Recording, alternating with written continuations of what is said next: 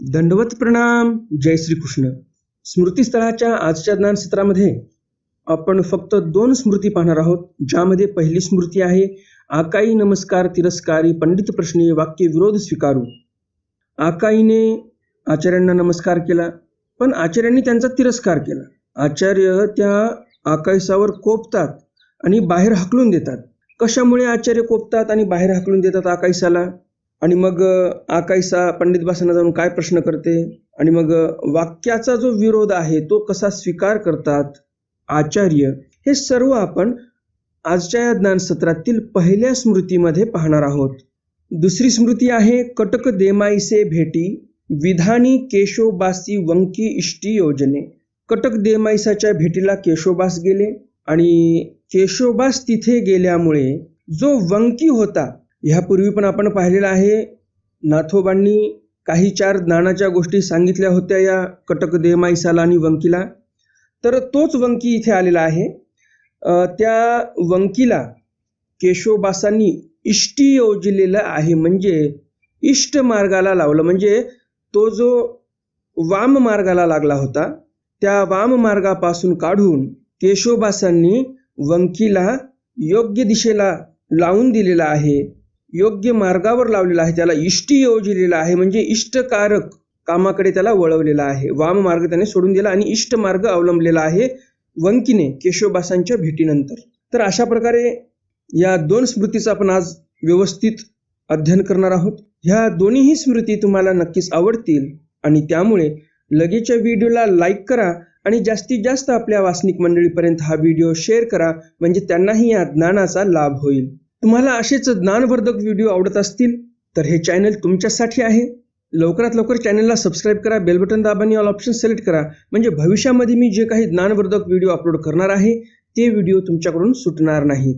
कालच्या ज्ञान सत्रामध्ये मी तुम्हाला प्रश्न विचारला होता, ज्ञात विरक्त पात्राच्या ठिकाणी निर्हेतुक भजन घातलं तर त्याचा काय फायदा होतो? आचार्यांनी त्यासाठी कशाचं उदाहरण दिलं? या प्रश्नाचं उत्तर काय ते सर्व आपण व्हिडिओच्या शेवटी पाहणारच आहोत. तर मग जास्त उशीर न करता चला तर आज काही नवीन ज्ञानार्जन करूया. दंडवत हो.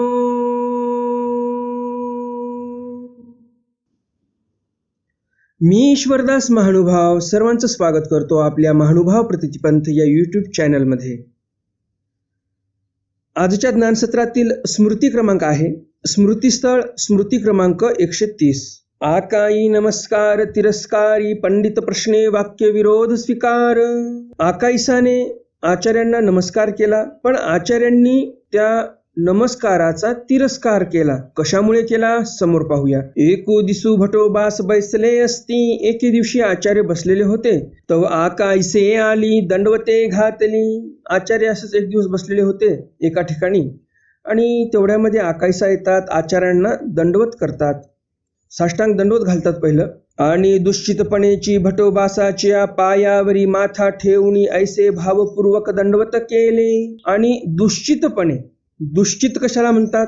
चित्त तर एकच आहे, पण विचार 2 करत आहे ते चित्त. म्हणजेच कोणते विचार चालू होते आकाईसाचे?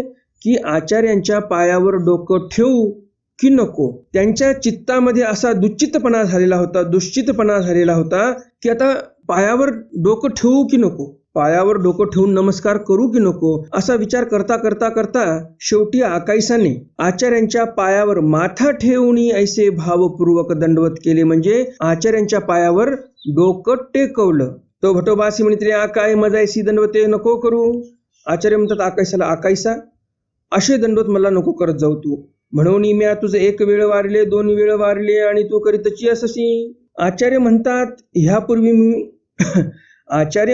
ह्यापूर्वी पण मी तुला सांगितलेलं आहे की असं पायावर डोकं टेकवायचं नाही. एकदा सांगितलं, 2 वेळ वारले म्हणजे 2दा वारलं, म्हणजे दुसऱ्यांदा पण तुला मी निषेध सांगितलं की असं माझ्या पायावर डोकं टेकवत जाऊ नको, आणि तू करीतच अससी आणि तू तसा दंडवत करतच आहेस. म्हणून कोपले. म्हणून आचार्यांना राग आला की या बाईला मी एकदा सांगितलं 2दा सांगितलं, पुन्हा 3ऱ्यांदा आली आणि पायावरच डोकं टेकवलं. म्हणून आचार्य रागवतात. बाहिरी घातली, तिला बाहेर घातलं मढाच्या. एरी दिसी मागवते आली दंडवते घातली. पुन्हा दुसऱ्या दिवशी आली, साष्टांग दंडवत घातले आणि पंडित बासापाशी जाऊन बैसली. आणि मग पंडित बासांपाशी जाऊन आकाईसा बसलेली आहे. हळूची पंडित बासा ते म्हणितले हळूच पंडित बासांना आकाई म्हणते. पंडितो धर्मतर दैवक्ती आणि भटातरी नमस्कारे ये खंती. विधी करिता घडत असे अविधी तेने वोखटे जडत असे तरी पुसापा भटाते. काय म्हणतात आकाईसा? पंडितो. आकाईसा दुसऱ्या दिवशी आली, भटोबासांना दंडोत घातले आणि पंडित बासांपाशी जाऊन बसलेली आहे. पंडित बासांपाशी गेल्यानंतर काय म्हणते आकाई की पंडितो धर्म तर दैवगती. धर्म जो आहे तो दैवगती आहे, दैववशे प्राप्त होतो एखाद्यालाच, आणि आम्हाला तो धर्म प्राप्त झालेला आहे, ईश्वर धर्म. आणि धर्माचं आपण चांगलं आचरण केलं तरच त्या धर्माचा काहीतरी फायदा होईल आपल्याला, आणि आम्ही आचरण करण्याचा प्रयत्न करतो. आम्ही जो काही ईश्वर धर्म आम्हाला समजला त्या धर्माचं आचरण करण्याचा प्रयत्न करतो. आणि भटातरी नमस्कारे ये खंती. आम्ही आचार्यांपाशी जातो, दंडवत करतो, पायावर डोकं ठेवतो, तर आचार्यांना खंती येते. विधी करिता घडत असे अविधी. विधी करता करता आम्हाला अविधी घडत आहे. तेने ओखटे जडत असे, आणि त्यामुळे ओखट होत आहे, आम्हालाच पाप लागत आहे. तरी पुसापा भटाते श्री चक्रधरा रायाचा सबंधू नमस्कारू ये की नाही. मग आकाई म्हणतात पंडित बासांना की तुम्ही जाऊन विचारा आचार्यांना की चक्रधर रायाचा जो संबंध आहे तो नमस्करण्या योग्य आहे किंवा नाही, आम्ही नमस्करावा किंवा नाही, असं जाऊन विचारा, असं आकाई पंडित बासांना म्हणते. मग पंडित बासी भटोबासा ते म्हणते भटो आकाईसे ऐसे म्हणत असती धर्म तरी दैवगती आणि भटा तरी नमस्कारे ये खंती. विधी करिता तरी आम्हा श्री चक्रधर रायाचा संबंधू नमस्करू ये. मग पंडित बास जातात आचार्यांपाशी. आचार्यांना म्हणतात पंडित बास की आचार्य हो, आकाईसा अशी म्हणत आहे धर्म तर दैवगती आहे, जो ईश्वर धर्म आहे तो आम्हाला दैवगतीने प्राप्त झालेला आहे, आम्ही त्याचं आचरणही करत आहोत. जो काही विधी करायला पाहिजे तो विधी आम्ही करत आहोत. पण त्या विधीचं आचरण करत असताना भटोबासांना खंती येते, कारण नाता विरक्ताचं दर्शन घेतलंच पाहिजे, त्याने पापाचं पुरश्चरण होते. निर्वेदकार दायंबास म्हणतात, निर्वेद स्तोत्रामध्ये आलेला आहे, जया ज्ञानियाचेनी दर्शने पापा होती पुरश्चरणे तयाचा अव्हेरण करावा कहुणे भलतेन वंदावे. काय म्हणतात दायंबा की जे ज्ञानी पुरुष आहेत, ज्या ज्ञानी पुरुषाच्या दर्शनाने जया ज्ञानियाचेनी दर्शने पापा होती पुरश्चरणे, ज्ञानियाचं दर्शन घेतलं, आपण जर ज्ञानियाचं दर्शन घेतलं तर आपल्या पापाचं पुरश्चरण होते, म्हणजे पाप नासून जातात. आणि म्हणून तशा ज्ञानियाचं अव्हेरण कुणी करू नये, भलतेन वंदावे, म्हणजे कोणीही असो ज्ञानियाचं दर्शन घेतलं पाहिजे, पाया पडलं पाहिजे, असं निर्वेदकार दायंबास म्हणतात. आणि त्यामुळे पाप नासतात हेही सांगतात. आणि ज्ञानियाच्या दर्शनाने पाप नासतात हे आकाईसाला माहिती होतं, आणि म्हणून तर आकाईसा भटोबासांच्या पाया पडायची की चला दर्शनाचं तेवढंच आपल्याला पुण्य लागेल, काही आपलं पाप नासेल. हा चांगला हेतू होता आकाईसाच्या मनामध्ये. आणि म्हणून पंडित बासांपाशी जाऊन आकाईसा म्हणते. आणि पंडित बास पुन्हा आता आचार्यांना प्रश्न करतात की आकाईसा अशी म्हणत आहे धर्माचं आचरण आम्ही करतो, ज्ञानियाचं दर्शन घेतो, तर भटोबासांना खंती येते. आम्ही विधी करतो, पण विधी करताना आम्हाला आता पाप लागत आहे. आचार्यांना खंती येत असल्यामुळे आचार्यांना ते पटत नाही, आणि त्यांच्या विरोधात गेलो म्हणजे त्यांना राग येणार आणि आम्हाला पाप लागणार, तरी असं नको व्हायला. आणि आकाईसाने हाही प्रश्न केला, असं पंडितबास आचार्यांना सांगतात की चक्रधर रायाचा जो संबंध आहे तो आम्ही नमस्करावा की करू नये हेही सांगा, असं पंडितबास पुन्हा आचार्यांना म्हणतात.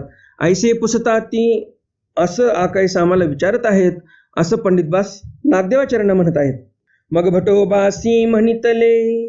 मग भटोबास म्हणतात या. भटोबास त्या आकाईसाला म्हणतात या. मग आली आकाईसा भटोबासांजवळ आली. भटोबासांसी दंडवत केले. मग आकाईसांनी येऊन आचार्यांना पुन्हा दंडवत केला, म्हणजे पूर्ववत जे पूर्वी आकाईसा पायावर डोकं टेकून दंडवत करायच्या त्याप्रमाणे दंडवत केलेला आहे आकाईसांनी आचार्यांना. स्मृती क्रमांक 131. कटक देमाईसे भेटी विधानी केशोबासी वंकिष्टी योजने. कटक देमाईसा आणि केशोबासांची भेट होते. आणि मग या प्रसंगावर केशोबास वंकीला इष्टी योजितात, म्हणजे इष्ट मार्गाला लावतात. कसं इष्टी मार्गाला लावतात केशोबास वंकीला, समोर पाहूया. एक वेळ केशोबास कटक देमाईसासी भेटावया गेले. भेटी झाली. एक वेळ केशोबास कटक देमाईसाला भेटण्यासाठी गेले. कटक देमाईसांची आणि त्यांची भेट झाली. कटक देमाईसाला कटक देमाईसा का म्हणायचे? कारण ती कटक इथे राहत होती. जी कटक देवगिरी आहे तिथे ही देमाईसा राहायची, म्हणून त्या देमाईसाला कटक देमाईसा असं म्हणायचे. कटक देमाईसाची आणि केशोबासांची भेट झाली. कटक देमाईसी केशोबासासी अभ्यागता म्हणितले आणि केशोबासा विरहित बंकी तेही म्हणितले, ते देमाईसाचे गुरुभाऊ. कटक देमाईसांनी अभ्यागता म्हणितले म्हणजे जेवणाचा दंडवत घातला. आपल्या घरी पाहुणे आले म्हणजे आपण पाहुणचार करत असतो, त्याप्रमाणे अभ्यागत वृत्ती करण्यासाठी दंडवत घातलेले आहेत कटक देमाईसांनी केशोबासांना, की आमच्या घरी तुम्ही जेवण करण्यासाठी या. ऑलरेडी केशोबास घरीच होते, पण एक पद्धत असते, साधू संत घरी आल्यानंतर त्यांना दंडवत घालण्याची एक पद्धत असते की पिढारणाचा दंडवत, किंवा साधू जर संध्याकाळी आले तर व्याळीचा दंडवत, असा दंडवत घालायचा असतो. तर त्याप्रमाणे इथे कटक देमाईसांनी दंडवत घातलेला आहे जेवणाचा. दुपारचा असेल किंवा संध्याकाळचा असेल, तेवढं काय सविस्तर इथे आलेलं नाही, परंतु जेवणाचा दंडवत इथे घातलेला आहे कटक देमाईसांनी. केशोबासांसोबतच वंकीलाही दंडवत घातला. दंडवत नाही घातला तर आमंत्रण दिलं. साधूंना दंडवत घालावे लागतात. जर कोणी साधू तुमच्या इथे आला किंवा एखाद्या मंदिरामध्ये साधू आलेला आहे तर त्यांना घरी बोलवण्यासाठी तुम्हाला दंडवत घालावे लागतात, की दंडवत बाबा संध्याकाळी व्याळीला या, 2 दंडवत घालायचे. तर असा दंडवत केशोबासांना घातला देमाईसांनी आणि आमंत्रण दिलं वंकीला पण, की तुम्ही घरी जेवायला या. वंकी हे कोण होते? देमाईसाचे गुरुभाऊ होते, म्हणून देमाईसांनी वंकीला पण सांगितलं. पूर्वी नाथोबापासून दोघा श्रवण, पूर्वी नाथोबांपासून या दोघांना पण श्रवण झालेलं होतं काही ब्रह्मविद्याशास्त्राचं. मग भटोबासा आलियावरी दोघी भटोबासासी दंडवते घातली. नाथोबांपासून काही श्रवण झालं होतं आणि नंतर भटोबास ज्यावेळेस त्यांच्या घरी गेले त्यावेळेस त्यांनी भटोबासांना पण दंडवत घातले होते, असं आपण मागच्या एका स्मृतीमध्ये पाहिलेलंच आहे. परी वंकी ते अनेका व्यसनाचा, परंतु वंकी जो होता तो बरेच व्यसन करायचा. राभस्य रहाटीचा होता, म्हणजे अविचारी होता, कुठेही दांडगेपणाच दाखवायचा. त्याचं राहणीमान कसं होतं तर एकदम दांडगेपणाचं राहणीमान होतं, अविचारी माणसासारखं राहणीमान होतं, काही तारतम्य नाही. तुम्ही सांगा आता व्यसनी माणूस असल्यावर तो कसा राहणार आहे? त्याचं तर वर्णन करण्याची मला गरज नाही. व्यसनी माणसं कशी असतात त्याप्रमाणे हा वंकी राहायचा. त्या वंकीची कधी कोणी गुरुकुळातले माणसं भेट घेत नव्हते, कोणी साधू संत त्या वंकीला जाऊन भेटत नव्हते. तर असा तो व्यसनी माणूस होता, म्हणून कोणी भेटायला जात नव्हतं. परी देमाईसे झळंबती म्हणून चोरुणी तयाही निमंत्रण दी झाले. पण देमाईसाच्या जवळ हे राहायचे. एका गल्लीमध्ये कदाचित घर असेल त्यांचं, तर एका गल्लीमध्ये घर असल्यामुळे शेजारी शेजारी आहेत आणि गुरुभाऊही आहेत, आणि म्हणून देमाईसाला त्यांची थोडी क्यू यायची, की असं वाटायचं की हा सुधारला पाहिजे. म्हणून चोरुणी तयाही निमंत्रण दी झाले. देमाईसाला वाटलं चला यालाही निमंत्रण देऊया, बिचाऱ्याला कशाला उपाशी सोडायचं, आपल्या घरी चांगला स्वयंपाक होत आहे तर यालाही बोलूया जेवायला, गुरुभाऊच तर आहे आपला. थोडासा रस्ता सोडून भटकला पण येईल ठिकाणावर, म्हणून त्यालाही आमंत्रण दिलं. मग भोजनाचा अवसरी देमाईसी केशोबासा ते पुसले, बा केशोबा वंकी ते पांती बोलावू. आणि मग जेवणाची वेळ झाली, स्वयंपाक वगैरे तयार झाला सर्व, आता जेवायला बसणार. त्यावेळेला देमाईसा केशोबासांना विचारते की बा केशोबा वंकी ते पांती बोलावू. देमाईसा म्हणतात की वंकीला पण तुमच्या बरोबर पंक्तीमध्ये बसण्यासाठी बोलावू का? केशोबासी म्हणते नको, तो अनेका व्यसनाचा. केशोबास म्हणतात नको, त्या वंकीला इथे बोलू नको, तो अनेका व्यसनाचा म्हणजे सप्त व्यसनी धांडाळ आहे. देमाईसे उगीची राहिली. देमाईसा गप्प बसतात. मग केशोबासासी भीतरी ताट केले, घरामध्ये व्यवस्थित बसायला टाकलं, ताट तयार केलं केशोबासांसाठी देमाईसाने. केशोबास बैसले, केशोबास बसले जेवायला. आणि वंकी तेही बोलावणी, बाहिरी वासरुवाचे कोठी येतू ठाऊ करुणी वाढिले. आता वंकीला तर आमंत्रण दिलेलं आहे, त्याला कसं उपवाशी सोडायचं? मग देमाईसा काय करतात, केशोबासांना घरामध्ये जेवायला बसवतात आणि बाहेर जो गोठा होता वासरांचा, गाईच्या वासरांचा जो गोठा होता त्यामध्ये वंकीला जेवायला बसवलं, तिकडे त्याला ताट नेऊन दिलं. देमाईसी भीतरी केशोबासा दंडवते घातली. मग देमाईसा आतमध्ये येते, केशोबासांना दंडवत घालते आणि बाहेरी येऊनी वंकीसीही अनुज्ञा दी धली. केशोबासांचं जेवण चालू झालं की लगेच देमाईसा बाहेर जाते गोठ्यामध्ये आणि वंकीला सांगते आता जेवण चालू कर. आणि आपण लवलवणी भीतरी आली आणि आपण पटकन घरामध्ये आली. तो घासू घेता समय वंकीनं श्री चक्रधरू ऐसे उच्चारिले. घास घेत असताना वंकी आता तोंडामध्ये घास टाकणार त्यावेळेला त्या वंकीने काय केलं, श्री चक्रधरू असं देवाचं नाव उच्चारलेलं आहे. ते केशोबासी ऐकले आणि म्हणितले. ते केशोबासांनी ऐकलं आणि केशोबास म्हणतात, येथ गोसावियाचे नाम कोणी उच्चारले? केशोबास म्हणतात, इथे देवाचं नाव कोणी उच्चारलं बरं? देमायसे म्हणतले, बा निर्भय द्याल तरी सांगेन. मग देमायसांना असं वाटते, आता जर मी केशोबासांना सांगितलं की वंकी जेवायला बसलेला आहे बाहेर, केशोबासांनी सांगितलं होतं त्याला बोलवू नका, मी बोलवलं, बाहेर गोठ्यामध्ये बसवलं. आता जर मी केशोबासांना हे सांगितलं तर केशोबास कदाचित ताटावरून उठतील की माझ्या आज्ञेचा भंग केला तू म्हणून. ही भीती देमायसाच्या मनामध्ये होती आणि म्हणून देमायसा काय म्हणतात, बा निर्भय द्याल तरी सांगेन. म्हणजे तुम्ही जर मला अभय द्याल की घाबरायची गरज नाही असं तुम्ही म्हणाल, माझ्यावर काही रागवणार नाही तुम्ही, तर मी सांगेल नेमकं की देवाचं नाव कोणी घेतलं. केशोबास म्हणतात, ना सांगा. केशोबास म्हणतात, काही घाबरण्याची गरज नाही, सांगा तुम्ही. बा भटोबासी म्हणितले, सृष्टीमध्ये ईश्वर दुर्लभ का ईश्वरा ते चिंतितो दुर्लभ म्हणून बा मिया तुम्ही वारित वंकिते बोलाविले. भटोबास असे म्हटलेले आहेत की सृष्टीमध्ये देव दुर्लभ आहे की देवाला आठवण करणारा दुर्लभ आहे, देवाची आठवण करणारा दुर्लभ आहे असं आचार्य म्हणतात. आणि म्हणून देमायसा काय म्हणतात की आचार्य असे म्हटले होते म्हणून मी काय केलं की वंकीला इथे बोलवलेलं आहे जेवणासाठी आणि देवाचं नाव वंकीने घेतलेलं आहे. मग केशोबासी म्हणतले, भले केले हो देमाईसे, आता जातया ते बोलावा. मग केशोबास देमाईसाला म्हणतात, देमाई तू भलं केलं, चांगलं केलं की वंकी अजूनही देवाचं स्मरण करतोय तर चांगली गोष्ट आहे, त्याला तू इथे बोलावून घेतलंस. आता जातया ते बोलावा. केशोबास देमाईसाला म्हणतात, आता बाहेर जा, तुम्ही त्याला बोलावून घेऊन या. गेली बोलाविले. देमाईसा बाहेर गेल्या, बोलावून घेऊन आल्या. वंकीसे नी माती अंग माखोनी केशोबासा आड पडले. वंकीने काय केलं, अंगाला शेण माती लावली आणि केशोबासांच्या आडवं पडले. म्हणजे जे त्यांनी पाप केले त्यांचं प्रायश्चित्त घेतलं. बा माझे सकळ अपराध उपसाहावे. आणि मग वंकी म्हणतो केशोबासांना की माझे सर्व अपराध जे झालेले आहेत ते उपसाहावे, म्हणजे मला त्या अपराधाविषयी क्षमा करावी. जे काही माझ्याकडून काही अपराध घडले असतील तर मला त्याविषयी क्षमा करा तुम्ही. केशोबासी म्हणतले, उपसाहिले. केशोबास म्हणतात, काही हरकत नाही, तुझे सर्व अपराध माफ असं केशोबास म्हणतात. आता येथून पुढीलाची रेग आणि मागीलाचा अनुतापू. मग केशोबास म्हणतात, आता पुढीलाची रेघ म्हणजे पुढं जे काही तू जीवन जगणार ते एका रेघेमध्ये जीवन जगणार, म्हणजे स्वतःला नियमामध्ये बांधून घेणार. तू स्वतःचं जीवन एकदम साचेबद्ध पद्धतीने एकदम निर्व्यसनी माणसासारखं तुला जीवन जगायचं आहे. परद्वारियाचा सप्तव्यसनीयाचा संसर्ग न करावा. परद्वारियाचा सप्तव्यसनीयाचा, हे जे काही सप्तव्यसन आहेत, परद्वार सेवा आहे, याचा आता तू संसर्ग न करावा, म्हणजे संपर्कात जाऊ नको यांच्या, तू आता सर्व सोडून दे. तू आता त्यापाशी उभे न ठकावे. त्या सप्तव्यसनापाशी उभंही राहू नये. कोणी सप्तव्यसनी असेल त्या माणसापाशीही उभं राहू नये. हो का बा म्हणून वंकी मानिले. वंकी मग मान्य करतात, काही हरकत नाही, तुम्ही म्हणसाल तसं मी वागणार असं वंकी केशोबासांना म्हणतात. मागो ते दंडवत घातले. पुन्हा वंकीने दंडवत घातले केशोबासांना.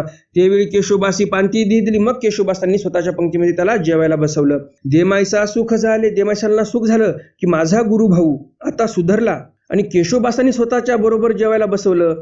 म्हणजे आता केशोबासांनाही पटलं की आता हा सुधारणार. आणि केशोबास म्हटल्यानंतर केशोबासांच्या अधिकारवाणीतून ते शब्द निघाले. वंकीने ते मान्य केले, म्हणजे 100% आता वंकी सुधारणार असं त्या गुरुबहिणीला वाटलं. वंकीची गुरुबहीण कोण? देमाईसा. तर गुरुबहिणीलाही आनंद झाला. मग ते लागोनी वंकीनं अवघी ढांडाळे तेजिले. वंकीने मग सर्व काही त्याग केला. सप्तव्यसन, परद्वार, हे सर्व जे काही व्यसन करत होता त्याचा त्याग केला वंकीने. मग ते येऊन केशोबासी अवघे भटोबासा पुढे सांगितले. मग वंकीचं हे जे काही वृत्तांत घडला, वंकीने सप्तव्यसनाचा त्याग केला, हा वृत्तांत केशोबासांनी आचार्यांना सांगितला. मग एका दिवसा वंकीही आले. मग एके दिवशी वंकीही आला आचार्यांच्या दर्शनाला. भटोबासापाशी भिक्षा केली. भटोबासांपाशी भिक्षा केली म्हणजे दीक्षा घेतली वंकीने. किती त्यांच्यामध्ये बदल आला. अनुसरले आणि मग आचार्यांपाशीच राहायला लागले. एवढा बदल घडला केशोबासांच्या दर्शनाने. म्हणून आपले पूर्वज सांगून गेले, जया ज्ञानियाचेनी दर्शने पापा होती पुरश्चरणे, तयाचा अव्हेर न करावा कहोने भलतेन वंदावे. जे ज्ञानी पुरुष असतात त्यांच्या दर्शनाने तुमचे पाप नासून जातात. त्यांचा तुम्ही कधी अव्हेर केला नाही पाहिजे. कोणीही असो तो, प्रत्येकाने ज्ञानियाचं दर्शन घेतलंच पाहिजे. भलतेन वंदावे म्हणजे कोणीही असो त्याने ज्ञानियाचं दर्शन घेतलंच पाहिजे. त्यांना वंदन केलंच पाहिजे. त्याचे एवढे फायदे असतात. वंकी अनुसरला, एक सप्तव्यसनी माणूस अनुसरलेला आहे एका ज्ञानियाच्या दर्शनाने, आणि म्हणून ज्ञानियाचं दर्शन अत्यंत महत्वपूर्ण असते. त्या ज्ञानियाचं दर्शन आपण घेतलंच पाहिजे. नेहमीच्याच प्रमाणे आजच्या ज्ञानसत्रातील दोन्हीही स्मृती तुम्हाला नक्कीच आवडल्या असतील. आणि अजून जर तुम्ही या व्हिडिओला लाईक केलं नसेल तर लगेच या व्हिडिओला लाईक करा आणि जास्तीत जास्त आपल्या वासनिक मंडळीपर्यंत हा व्हिडिओ शेअर करा, म्हणजे त्यांनाही या ज्ञानाचा लाभ होईल. आजच्या ज्ञानसत्रातील प्रश्न आहे, आकाईसावर आचार्य का कोपतात आणि तिला बाहेर का घालतात? हा आजच्या ज्ञानसत्रातील प्रश्न आहे. आता पाहूयात आपण कालच्या ज्ञानसत्रातील प्रश्न, त्याचं उत्तर. कालच्या ज्ञानसत्रामध्ये मी तुम्हाला प्रश्न विचारला होता, ज्ञात विरक्त पात्राच्या ठिकाणी निर्हेतुक भजन घातलं तर त्याचा काय फायदा होतो, आणि आचार्यांनी त्यासाठी कशाचं उदाहरण दिलं, हा कालच्या ज्ञानसत्रातील प्रश्न होता. ज्ञाता विरक्ताच्या ठिकाणी जे काही तुम्ही भजन घातले निर्हेतुक, त्यामुळे कोणाला ते भजन ज्ञानासाठी कारणीभूत ठरू शकते, कोणाला वैराग्यासाठी कारणीभूत ठरू शकते, असा त्या भजनाचा फायदा आहे. आणि निर्हेतुक भजन जर ईश्वरावताराच्या ठिकाणी घडलं तर ते भजन भक्तीसाठी पण कारणीभूत ठरू शकते, हे लक्षात असू द्या. भक्तीसाठी कोणाचं भजन असते? भक्ती म्हणजे काय, तर ज्याप्रमाणे बाईसांनी भक्ती केली, महादोबा भक्तांनी भक्ती केली, जे प्रेमसंचारी भक्त असतात तेच खरी भक्ती करत असतात. आणि प्रेमसंचार होण्यासाठी आपल्याला ईश्वराच्या ठिकाणी निर्हेतुक भजन घडावं लागते, तरच आपल्याला प्रेमसंचार होतो आणि भक्ती तिथे आपण करू शकतो. उदाहरण कशाचं दिलं, तर उदाहरण दिलेलं आहे मेरू पर्वताचं. जर एखाद्या ज्ञात विरक्त पात्राच्या ठिकाणी आपण त्यांच्या झोळीमध्ये 4 कण जरी वाढले तरी मेरू एवढं तुम्ही अन्नदान केलं, मेरू पर्वत केवढा आहे, मेरू पर्वता एवढं अन्नदान केलं, एवढं पुण्य तुम्हाला लागेल, असं उदाहरण आचार्यांनी दिलेलं होतं. ज्याप्रमाणे तुम्ही कालच्या ज्ञानसत्रातील प्रश्नाचं उत्तर दिलं त्याचप्रमाणे तुम्ही आजच्याही ज्ञानसत्रातील प्रश्नाचं उत्तर नक्कीच देणार अशी अपेक्षा आहे. तर मग भेटूया उद्याच्या ज्ञानसत्रामध्ये आचार्यांच्या काही नवीन स्मृतीसह, ज्यामध्ये उज्जनी निषेधपूर्वकानुसरण निर्वची देमायसा पुनसंबंध अनुवादू हे स्मृती आपण उद्या पाहणार आहोत. तथा अनुसरण, तथा उपालंब परिहारार्थ कटका पाठवणे, तथा भोजनी आग्रह कोमळा रसू निराकरणे, तथा भिक्षान्न दर्शनी उष्ण शिळे म्हणणे, रेमायसा अनुसरणी कुमरे नाव ठेवणे, अशा भरपूर साऱ्या नवीन स्मृती आपण उद्याच्याही ज्ञानसत्रामध्ये पाहणार आहोत. तर मग भेटूया उद्याच्या ज्ञानसत्रामध्ये आचार्यांच्या काही नवीन स्मृती जाणून घेण्यासाठी. तोपर्यंत दंडवत प्रणाम. जय श्रीकृष्ण. दंड